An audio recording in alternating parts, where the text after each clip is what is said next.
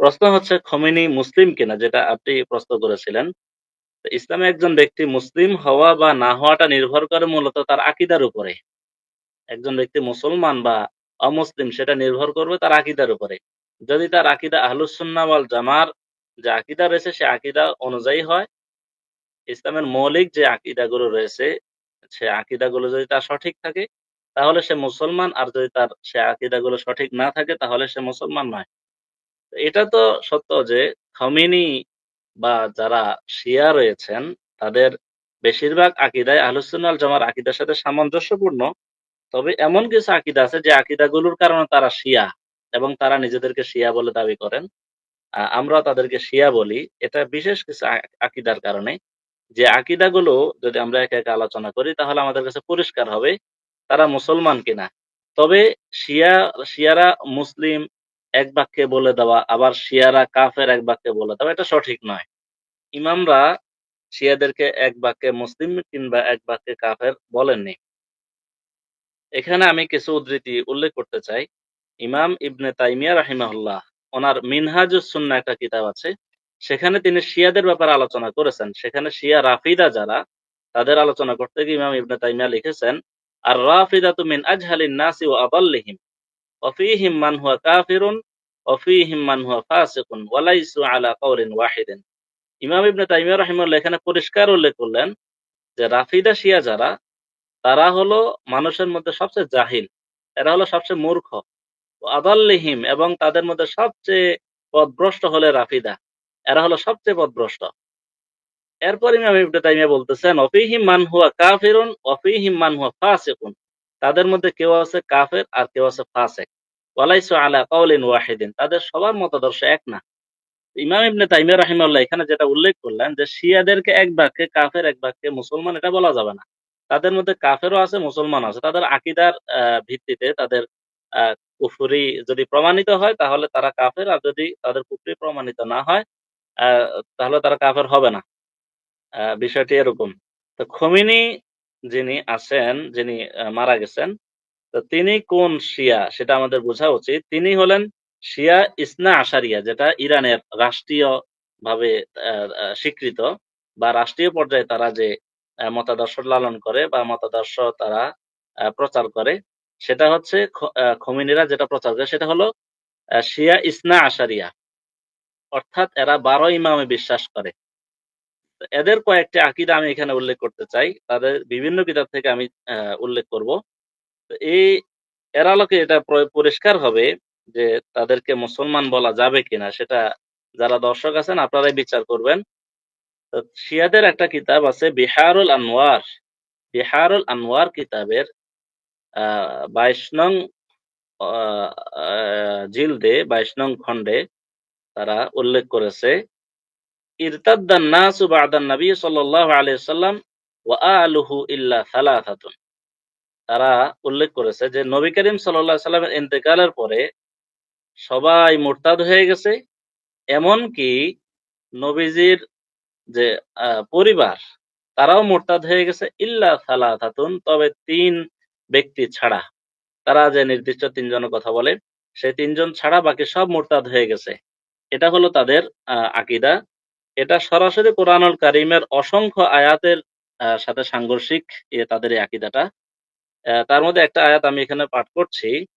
আ ন আল্লাহ তাআলা কোরআনুল কারীমের মধ্যে ইরশাদ করেন, সূরা তাওবার আয়াত ১১ নং পারা ২ নং পৃষ্ঠায় আ পৃষ্ঠার শুরুতে আয়াতটা রয়েছে।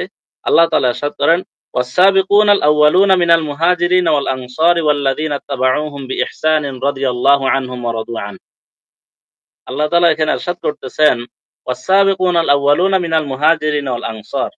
মুহাজির এবং আনসারদের মধ্য থেকে যারা আ সাবিকিন রয়েছেন, যারা প্রথমে ইসলাম গ্রহণ করেছেন, তাদের ব্যাপারে আল্লাহ তাআলা পরে বলতেছেন, রাদিয়াল্লাহু আনহুম ওয়া রাদু আন। আল্লাহ তাআলা তাদের প্রতি সন্তুষ্ট হয়ে গেছেন এবং তারাও আল্লাহ তাআলার প্রতি সন্তুষ্ট হয়ে গেছেন। তো শিয়ারা যে বলে নবীজির ইন্তেকালের পরে তারা মুরতাদ হয়ে গেছে সবাই, গণহারে তারা এই কথা বলে ৩ জন ব্যক্তি ছাড়া। এই আয়াতের সাথে তাদের এই আকীদা সাংঘর্ষিক, পুরোপুরি সাংঘর্ষিক। এরকম আরো অসংখ্য আয়াত আছে। আল্লাহ তাআলা অসংখ্য জায়গায় সাহাবায়ে কেরামের ব্যাপারে বলেছেন। সূরা হুজুরাতের মধ্যে বলেছেন। আরো বিভিন্ন সূরা মুম আ আ তারপরে সূরা বাইয়িনার মধ্যে বলেছেন।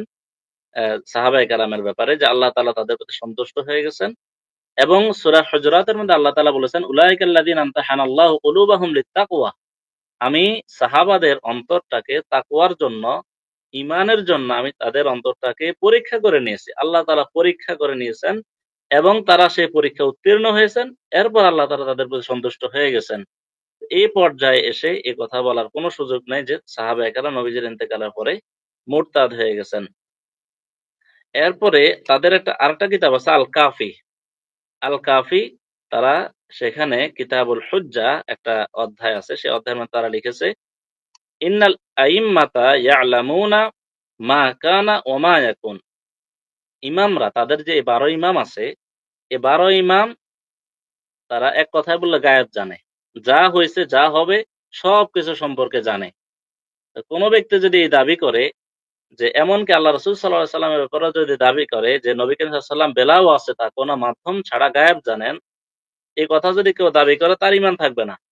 পরিষ্কার তার ঈমান থাকবে না। কোন ব্যক্তি যদি আল্লাহ রাসূল সাল্লাল্লাহু আলাইহি সাল্লামের ব্যাপারেও এই দাবি করে যে নবীজি বেলা ওয়াসিতা গায়েব জানেন, অর্থাৎ আল্লাহ তাআলা তাকে জানানো ছাড়া তিনি জানেন অদৃশ্যের সংবাদ, এরকম কেউ যদি দাবি করে স্বয়ং নবীজির ব্যাপারে তাহলেও তার ঈমান থাকবে না। তো এই শিয়ারা তাদের ১২ ইমামের ব্যাপারে তারা এই দাবি করে যে ১২ ইমাম তারা গায়েব জানতেন। আল্লাহ তাআলা যেমন গায়েব জানেন সেরকম বিহারুল আনওয়ারে আরেক জায়গায় উল্লেখ আছে, ইন্নাল আইম্মাতা আফদালু মিন জামিইল আম্বিয়া সিওয়া নাবিয়িনা সাল্লাল্লাহু আলাইহি সাল্লাম। তারা লিখতেছে যে তাদের ইমামরা সকল নবীদের থেকে শ্রেষ্ঠ। সকল নবীদের থেকে তাদের ইমামদের মর্যাদা বেশি। আমাদের নবী সাল্লাল্লাহু আলাইহি সাল্লাম ছাড়া তাদের বক্তব্য অনুযায়ী আমরা নবীজিকে তারা এখানে মিন করছে। তো তাদের এই আকীদাটাও আ কোরআনুল কারীমের অসংখ্য আয়াতের সাথে সাংঘর্ষিক। কোরআনুল কারীমে আল্লাহ তাআলা বলেছেন, তিলকা রুসুলু ফাদ্দালনা বা'দাহুম আলা বা'দ। রসূলদের পরস্পরের মধ্যে আমি একে অপরকে মর্যাদা দিয়েছি। কাউকে কারো উপর মর্যাদা দিয়েছি। গায়রে রসুলকে রসুলের উপর মর্যাদা আল্লাহ তাআলা দিয়েছেন এরকম কোন কোরআনের প্রমাণ নেই। বরং তার বিপরীত যে প্রমাণ ৩ নাম্বার পারার ১ম আয়াত, তিলকা রসুলু ফাদ্দালনা বা'দাহুম আলা বা'দ, আল্লাহ তাআলা এখানে বলেছেন। তাহলে শিয়াদের এরকম আরো অনেক আকীদা আছে। তাদের আরেকটা আকীদা ছিল যে আকীদাটা তারা পরবর্তীতে উঠিয়ে দিয়েছে। সেই আকীদাটা হচ্ছে আ যে কোরআনুল কারীমের বেশ একটা অংশ এটা গায়েব, এটা আ কোরআনের আমাদের কাছে যে নুসখা আছে, আমাদের কাছে যে মাসহাফ আছে, এই মাসহাফের মধ্যে আসেনি।